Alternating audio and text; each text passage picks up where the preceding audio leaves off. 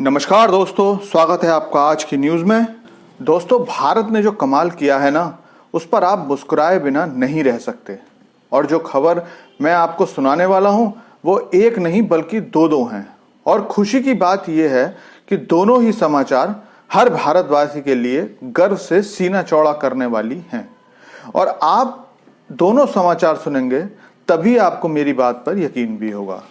तो इन दोनों ही बातों के लिए वीडियो को अंत तक देखिए और वीडियो अच्छा लगे तो चैनल को सब्सक्राइब भी कर लीजिए। तो दोस्तों, आप सभी जानते हो कि कोरोना के बाद विश्व अर्थव्यवस्था का हाल बहुत खराब हो गया था। और ये हाल हमारा ही नहीं, बाकी सभी विकसित अर्थव्यवस्थाएं खराब आर्थिक हालातों में पहुंच गई थीं। फिर उसके बाद रूस यूक्रेन युद्ध ने बचा खुचा काम खराब कर दिया और हाल ये हो गया कि हमारा विदेशी मुद्रा भंडार जो करीबन 635 बिलियन डॉलर पर था, अर्थव्यवस्था को सुधारने के लिए हमें अपनी विदेशी मुद्रा भंडार से लगभग 100 बिलियन डॉलर मार्केट में झोंकने पड़े। खैर, बात विदेशी मुद्रा भंडार की नहीं करनी बल्कि बात करनी है आज जीडीपी की। तो आपको बता दूं कि भारत की अर्थव्यवस्था एक लंबी कूद मारकर 3.75 ट्रिलियन की अर्थव्यवस्था बन गई है। हालांकि हम लोग अभी भी 5वें नंबर की अर्थव्यवस्था हैं, लेकिन अब भारत और चौथी अर्थव्यवस्था जर्मनी के बीच अंतर पहले के मुकाबले कम हो गया है। खास बात बताने की यह भी है कि जो अर्थव्यवस्था 2014 में 2 ट्रिलियन की थी, वो 2023 में मतलब 9 सालों में 3.75 ट्रिलियन की हो चुकी है। आपको यह भी बता दूं कि पिछले दिनों में जब भारत की ग्रोथ परसेंट का आंकड़ा 7.2% का आया था, उस समय कई सारे लोगों की सोच यही थी कि इस बार जीडीपी का आंकड़ा 3.3 ट्रिलियन के आसपास ही रहेगा।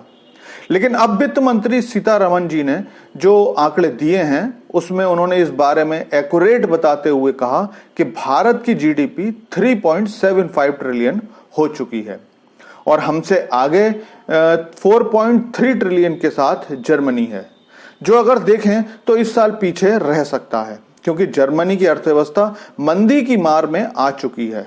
और भारत अगर सही से ग्रोथ करता है, जो कि करेगा भी, तो यकीनन हम जर्मनी को पीछे छोड़कर चौथी अर्थव्यवस्था बन जाएंगे। क्योंकि अप्रैल 24 की इंडस्ट्रियल ग्रोथ के जो आंकड़े आए हैं वो 4.2% हैं, जबकि मार्च 2023 में ही ये 1.7% था। और ये मैन्युफैक्चरिंग और माइनिंग सेक्टर के लिए बहुत बड़ी छलांग है। तो ये हुई पहली बात। अब इसके बाद आती है दूसरी खुशखबरी। तो दूसरी खुशखबरी ऐसी है जिसमें भारत पूरी दुनिया में नंबर 1 पर आया है। और ये एक ऐसा कारनामा है जिसके लिए भारत ने अपने दुश्मन नंबर 1 चीन को तीसरे नंबर पर ढकेल दिया है। और अमेरिका या यूरोपीय देश तो इस लिस्ट में कहीं है ही नहीं।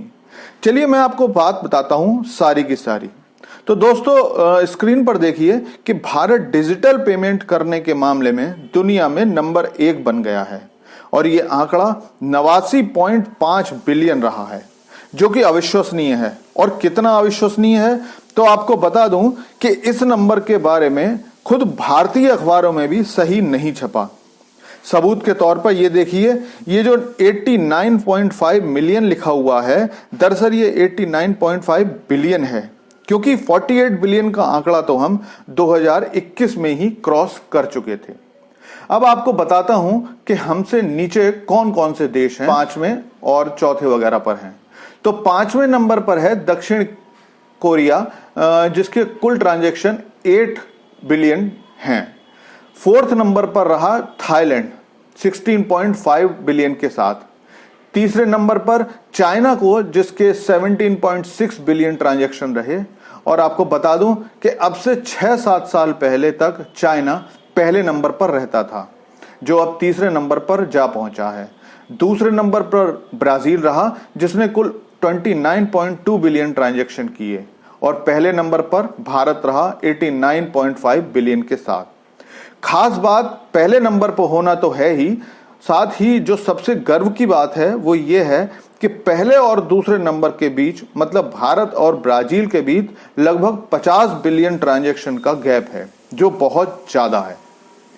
इस अचीवमेंट के बाद एक्सपर्ट भी अब कहने लगे हैं कि भारत अगर इसी तरह से डिजिटल ट्रांजैक्शन में छलांग लगाता रहा तो भारत की ग्रोथ अगले 10 साल में वहां होगी जहां चीन को पहुंचने में 20 साल लग गए हैं। तो दोस्तों, थैंक्स फॉर वॉचिंग वीडियो। अगर वीडियो अच्छी लगी हो तो चैनल को सब्सक्राइब कर लीजिएगा।